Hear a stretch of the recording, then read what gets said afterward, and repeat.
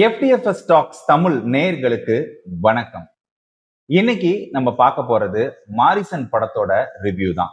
இந்த படம் நம்மள ரொம்பவே ஒரு பெரிய எதிர்பார்ப்புக்கு நடுவுல நம்மள வச்சிருந்தது. இந்த படத்தை எப்படியாவது ஃபர்ஸ்ட் டே பார்த்துடணும்னு நினைச்சோம். பட் பார்க்க முடியாத ஒரு சூழல் ஏற்பட்டுருச்சு. இந்த படத்தை செகண்ட் டே தான் பார்க்க முடிஞ்சது. டைரக்டர் சுதீஷ் சங்கர் தான் இந்த படத்தை இயக்கியிருக்காரு. இந்த படத்துல வடிவேலு, ஃபகத் ஃபாசல், கோவை சரளா, லிவிங்ஸ்டன் போன்ற முன்னணி நட்சத்திரங்கள் இந்த படத்துல நடிச்சிருக்காங்க. என்னடா வடிவேலு, கோவை சரளா அப்படின்னோட இந்த படத்துல காமெடி இருக்குமா அப்படின்னு நினைச்சு வந்துடாதீங்க. இந்த படத்துல காமெடி எல்லாம் கிடையாது. இந்த படம் ரொம்பவே ஒரு சீரியஸான ஒரு படமா தான் இயக்கியிருக்காரு. இந்த படம் 2 மணி நேரம் 30 நிமிஷம் ஓடக்கூடிய ஒரு படமா இருக்கு. தமிழ் சினிமா கடந்த 10 ஆண்டுகளுக்கும் மேலாக ஒரு சிறந்த நடிகரை இழந்தது பெரிய துரதிர்ஷ்டம் தான் சொல்லணும். ஆமா, வடிவேலு அவர்களுடைய நடிப்பை நாம எல்லாரும் மிஸ் பண்றது ரொம்பவே ஒரு துரதிர்ஷ்டம் தான்.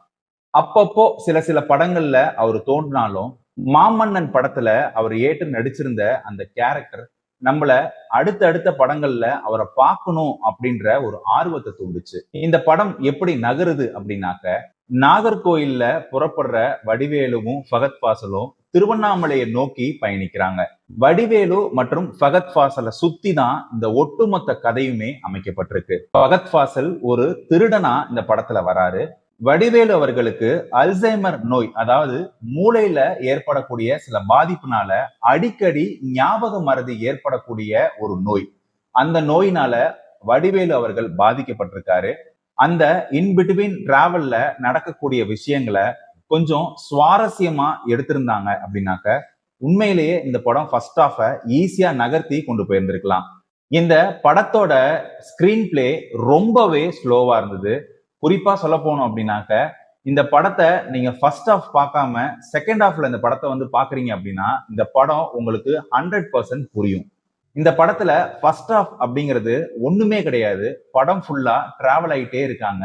அந்த டிராவல் ஆகிற இடங்கள்ல கூட சுவாரஸ்யமான 2-3 காட்சிகள் வச்சிருந்தா கூட ஆடியன்ஸுக்கு சலிப்பு தட்டியிருக்காதுன்னு தான் சொல்லணும்.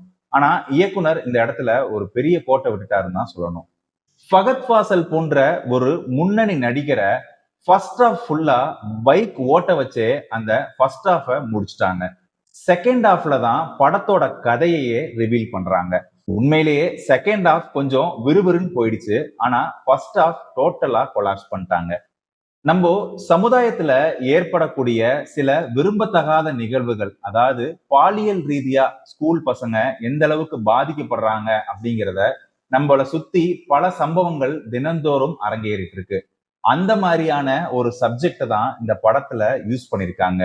ஆனா இத இன்னமுமே ஒரு அழுத்தம் திருத்தமா இன்னமுமே இந்த கதையை ஸ்ட்ராங்கா பண்ணிருந்தாங்க அப்படின்னா இந்த படம் உண்மையிலேயே சூப்பர் ஹிட் ஆயிருக்கும். ஏன்னா இந்த படத்துல யூஸ் பண்ணிருக்க எல்லா ஆர்டிஸ்டுமே நடிப்புக்கு பேர் போனவங்க. சோ இப்படிப்பட்ட ஒரு கதை அம்சத்தை ஒண்ணுமே இல்லாம டோட்டலா கில் பண்ணிட்டாரு டைரக்டர். செகண்ட் ஹாஃப்ல ஃபர்ஸ்ட் ஹாஃப்ல பண்ண எல்லா தப்பையும் சரி செய்யணும்னு டைரக்டர் நினைச்சிட்டாரா என்னன்னு தெரியல. செகண்ட் ஹாஃப்ல கதை சொல்றேன்ற பேர்ல என்னென்னமோ கதைகள் எல்லாம் கொண்டு வந்து சொல்லி அதுக்கு என்னென்னமோ காரணங்கள் எல்லாம் சொல்லி ஏதோ ஒண்ணு பண்ணி ஆடியன்ஸை காம்ப்ரமைஸ் பண்ணிட்டாருன்னு தான் சொல்லணும். இந்த படத்துல பாசிட்டிவ் அப்படின்னு சொல்லிக்கிற மாதிரி எதுவுமே இல்ல. இந்த படத்துக்கு நடுவுல ஒரு இளையராஜா பாடல் யூஸ் பண்ணிருக்காங்க. அது உண்மையிலேயே ரசிகர்களுக்கு ஒரு ஆறுதல் பரிசா இருந்துச்சு. ரொம்ப தொய்வா போயிட்டு இருந்த ஒரு திரைக்கதைய தூக்கி நிறுத்துற மாதிரியான ஒரு பாடல் தான் அந்த பாடல். சமீப காலமா நம்ம தமிழ் சினிமால அடிதடி, வெட்டு, குத்து, துப்பாக்கி கலாச்சாரம் போன்ற காட்சிகள் அதிகமா இடம்பெறதுனால இந்த படம் பார்த்துட்டு வெளியில வரும்போது ஒரு மாதிரியான ஒரு சலிப்பு உணர்வை ஏற்படுத்தும். ஆனா இந்த படம் அந்த மாதிரி இல்ல. கண்டிப்பா இந்த படம் பார்க்கறதுக்கே தகுதி இல்லாத படமா அப்படின்னா அப்படி கிடையாது. இந்த படத்தை கண்டிப்பா நம்ம ஒரு தடவை பார்க்கலாம். IMDbல இந்த படத்துக்கு 10க்கு 8 கொடுத்திருக்காங்க. என்னை பொறுத்த வரைக்கும் இந்த படத்தை நீங்க கண்டிப்பா தியேட்டர்ல போய் ஒரு தடவை பார்க்கலாம். சரி மக்களே, இன்னைக்கு மாரிசன் படத்தோட ரிவ்யூ உங்களுக்கு பிடிச்சிருக்கும் நான் நம்புறேன். மீண்டும் வேற ஒரு படத்தோட ரிவ்யூல சந்திக்கலாம். உங்களுடைய கருத்துக்கள் எல்லாமே கமெண்ட் செக்ஷன்ல சொல்லுங்க. மீண்டும் வேற ஒரு திரைப்படத்தோட ரிவ்யூல சந்திக்கலாம். அதுவரை உங்களிடமிருந்து விடை பெறுவது நான் உங்கள் அபராஜித்தன்.